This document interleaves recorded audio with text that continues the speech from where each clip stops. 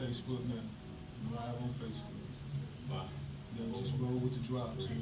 Roll with the drops.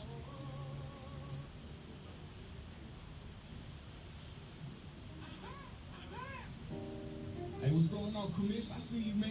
Yeah, it's the Commish radio show. Radio show. What's the Commish radio show? Radio show. What's the Commish? Please share this contact info. Radio show. What's the Commish radio show? Radio show. I see you. What's up, Commission? What's going on? Miss Polly Jam, the fashionista, the J. Okay. And I'm Young Strip on there, man. Young Strip, nice. The Commission radio show. Radio show. What's the Commission? Tune in.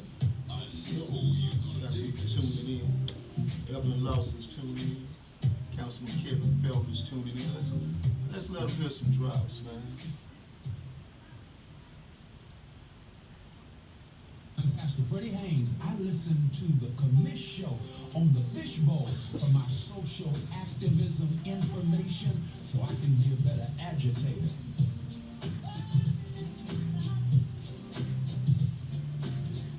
Run all the drops. This is Albert Black, and I'm a big fan of Ed Gray and the Commish radio program. My name is Dr. Irvin D. Simpster Jr. I am the Executive Director for the Justice League of Texas. Same thing on I Saturday, want too. to find out more information about social and So you political don't talk about issues. Saturday, I too? listen to the Commish radio station. Like I'm gay. This is Dr. Jeffrey R. Mitchell, President of Solid, the baddest radio in the land for sports, news, That's the way we want to roll, just like and that. what's going on in our community. Tune in to the Commission, ladies and gentlemen. Peace. All right, Commish Radio Show back again. This time it's Wednesday, back again. You know, we're doing so much work in the community that the Commish Nation now is demanding that I have two shows now. One on Saturdays from 1 to 3 p.m. in the Gray Bowl. That's Gray. And then also we have our Wednesday special in the Red Bowl, where we're at right now. You know, this is Wednesday, so we're going to be here every Wednesday, right here, 5 to 6 p.m.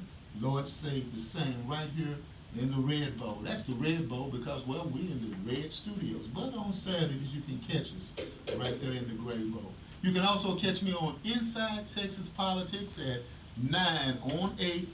9 on 8. Let me do it again. 9 on 8. All right, 9 on 8. And I'll be talking about, well, individual number one. That's the President of the United States. I'll be talking about this Trump shutdown.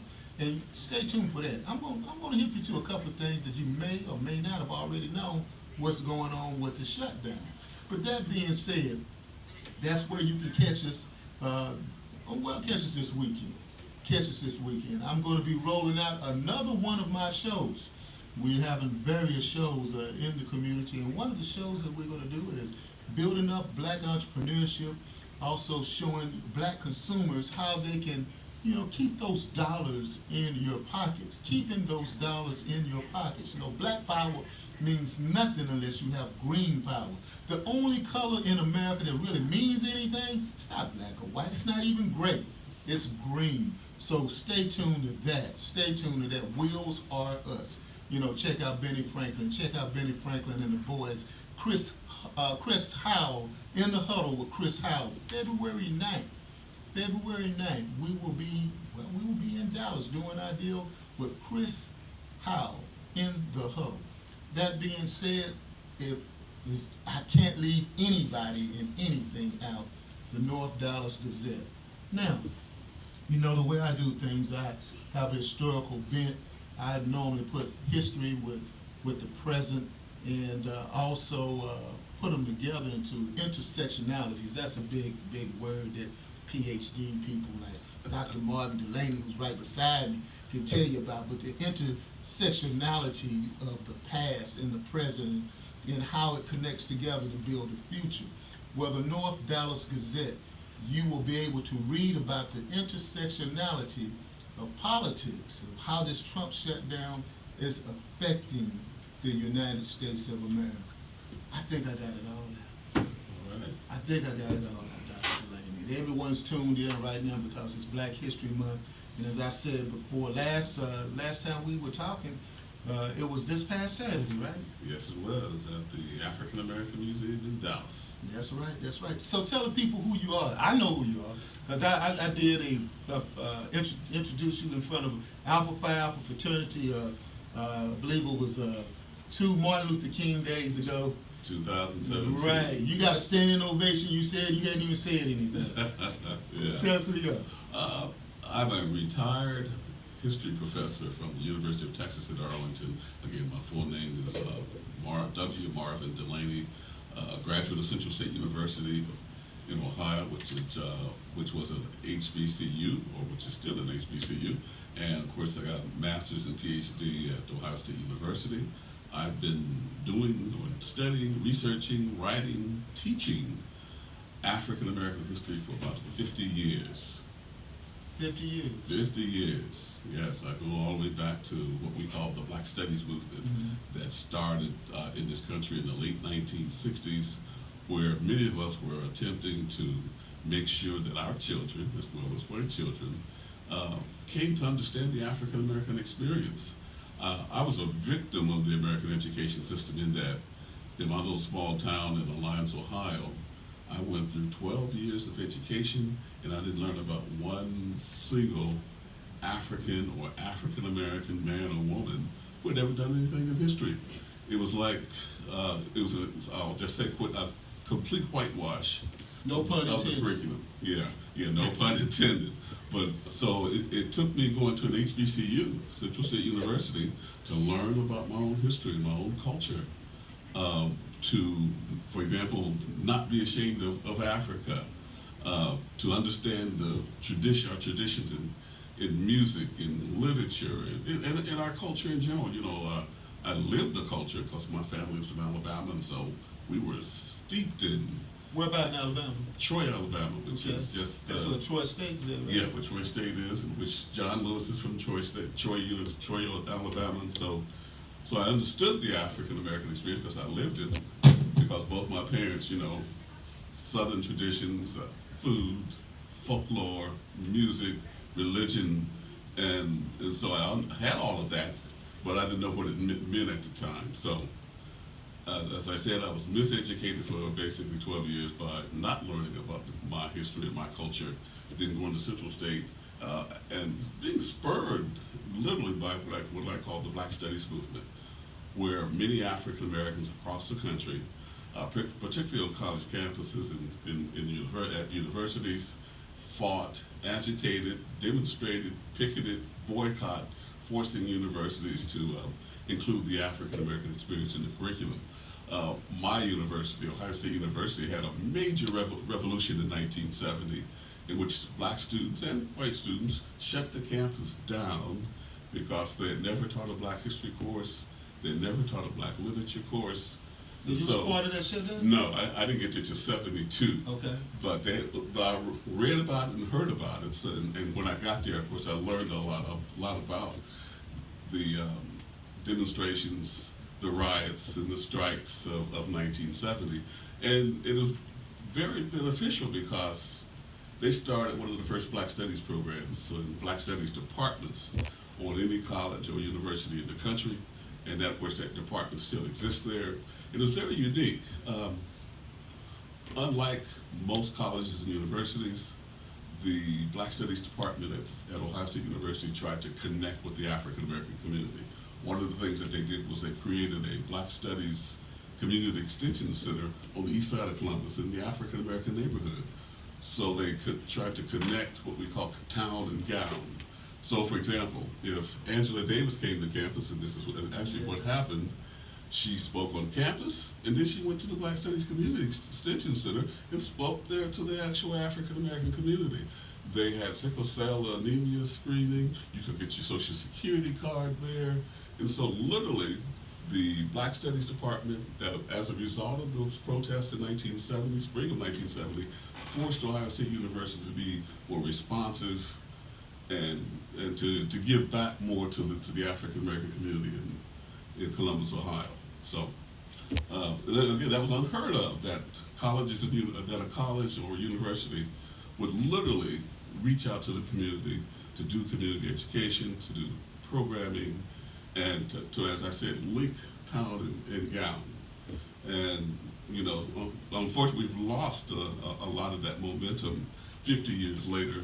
But as I said, it motivated me to, I sort of started out because of my miseducation, wanted to go back to my high school and basically teach Black history. That's all I wanted to do. I wanted to get my degree in history at Central State University, then go back and teach at my high school, teach Black history since I knew that they didn't teach it. Well, fortunately, I ran into a mentor at Central State University that motivated me, again, to go on to graduate school, to get a master's and PhD, and specifically to study, research, and teach the African American experience whenever and wherever I could, as you saw Saturday at the African American Museum. And tell them what we did. Sure. We had a symposium on slavery at the African American Museum this past Saturday that looked at the impact of slavery in Texas specifically. It was done in conjunction with the Jefferson exhibit, the slavery at Jefferson Monticello, a Paradox of Liberty, that was at the museum. Unfortunately, it's gone now. It was there from September to January 21st. And so we did this symposium tying the history, the historiography, the Underground Railroad, and the experience of slavery in Texas to the Jefferson slavery at Monticello exhibit. Are we doing a good job of getting the word out in as Texas schools? No. We've been struggling here in Texas I guess I could say, to integrate the curriculum, to make the curriculum more inclusive, specifically in social studies and history and language arts. And so we've been struggling because we've had these conservative Republican school Board of Education members throughout the state, and they've literally been trying to turn the clock back. 5 years ago, for example, I was on a committee with the NAACP, the state NAACP, where we were looking at the TEKS in the curriculum, and we literally had to file a lawsuit because they were in the process of trying to turn the clock back to base the curriculum on Ronald Reagan and a whole bunch of Republicans to exclude African American individuals in the state of Texas, to exclude W.E.B. Du Bois, to exclude Malcolm X, and of course they wanted to keep Martin Luther King, but basically that's kind of safe to keep Martin Luther King. Yes. And then you keep Martin Luther King. You only talk about Martin Luther King up to 1963. Yes. When he talks about he had a dream. Yes. You don't even talk about Vietnam. No, you don't. Talk about the Poor People's March, Mm-hmm. the way the income disparity is in America. Yes, we don't talk his about advocacy for guaranteed income. It's almost like he stops talking after August of 1963. He has nothing else to say, according to the way he's taught and the way his message has been watered down. So we've been struggling here in Texas to develop an inclusive curriculum. Fortunately, we've seen two movements, and I've participated in both. Last year, for example, I worked with the Fort Worth Independent School District to do what we call a curriculum overlay in social studies, language arts, and history from grades 1 through 12, so that teachers, I guess you would say, would have an option, but even more so than that, were given training and instruction on how to infuse the African American experience in the curriculum in the school district in Fort Worth. So that's been one thing that's happened, and they're actually also working now to include the history of Mexican Americans in the curriculum in Fort Worth. Tomorrow night I'm going to go to the school board meeting because they're the Office of Racial Equity, I guess that's what they call it now, is introducing a course on African American history to the board, and we're hoping I'm going to speak in favor of the board adopting that course. And see, that's what we were talking about, the intersectionality of the Yes. past and the present for the past and the future for the present. Yes. So there's some things going on, but I'll just say this: last year, I get pulled out and stressed out during Black History Month because everybody wants to talk Black history in February. Don't you get tired? I do get tired. In fact, I tell people, don't call me in February. Call me March through, call me all year. And remember, that's how I opened up the symposium. I said, we're celebrating Yes. Black History Month Yes. for the month of January 1st, 2019 to December 31st, 2019. You celebrate it every day. That's right, because you can study and celebrate Black history all year long. Carter G. Woodson, the founder of what was then Negro History Week, starting in 1926, said that the Negro History Week would be the culmination of a year-long study of African American history and culture, not just a week of speeches and programs that ended at the end of that particular week, or in our case now, that it would end on February 28th.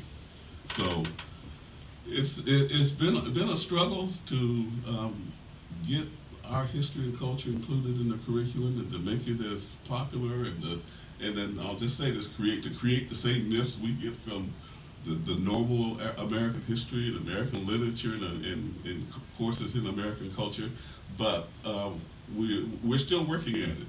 Again, I started this 50 years ago, and I can't believe that I'm still having to speak during Black History Month, still work with people in terms of trying to explain to them some of the African American experience, still getting criticism. Of course, I'm retired now, but still getting criticism. You remember the criticism I talked about Saturday? Because I was talking about slavery in early American history, which indeed was sort of the main theme of early American history. I got on my student evaluations, the criticisms and the pushback about my teaching slavery the whole semester, when of course I only talked about slavery 5 days in the course. But the students thought even that was too much. When, as I said, slavery was sort of the formative institution for American politics, for American social relations, and definitely for the American economy. Why would you say the American economy? For the most obvious reason. Sure. Slave labor, the labor of enslaved people, free labor of enslaved people, growing cotton, which was the chief staple in this country, starting in the early 19th century up to 1865, grown again by enslaved labor. That staple allowed the United States to become economically powerful. It gave it a positive balance of payments, positive trade relations with most of the rest of the world. It made millionaires. It literally drove the American economy, and again moved the United States from being a debtor nation to one that took in more money than it was put out. So slavery was the chief factor in helping the United States to grow its economy and to be powerful economically. You can't get around it. No, you cannot. And again, it's our labor, the labor of our ancestors that grew that cotton, and of course they worked for free.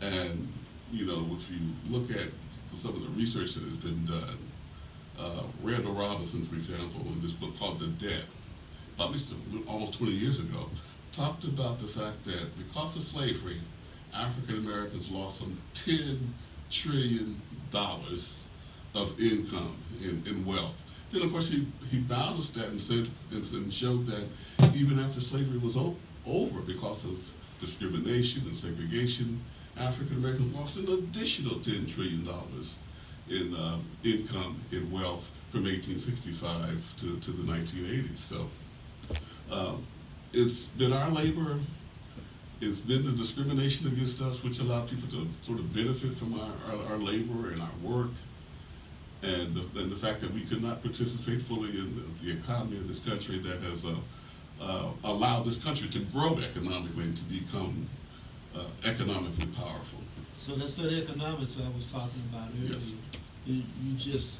There's no way to get around the fact that slavery in America was built upon slavery, and that's how it got ahead, so to speak. Yes.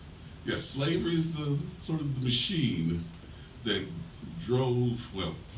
Slavery was the main factor that drove the American economic machine. that again made the United States economically powerful, made millionaires, particularly in the South.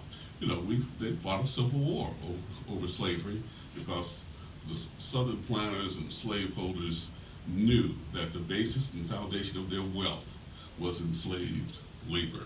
Okay. I'm going to go to the web. I'm seeing some of the comments that are coming through, and I'm going to recognize some of them. And then I want you to address ASALA, what ASALA is. I like to say, and then we can go off on the YouTube. If you're looking at us on YouTube, join the YouTube channel, Ed Gray, the commish. Join it. We're trying to go ahead and get some of our viewership up on it, so you won't have to look through all of these Facebook posts I have. Like, you know, I was just posting, I was at Channel 8 and so forth and so on, and that way you'll be able to catch that one. So you can click me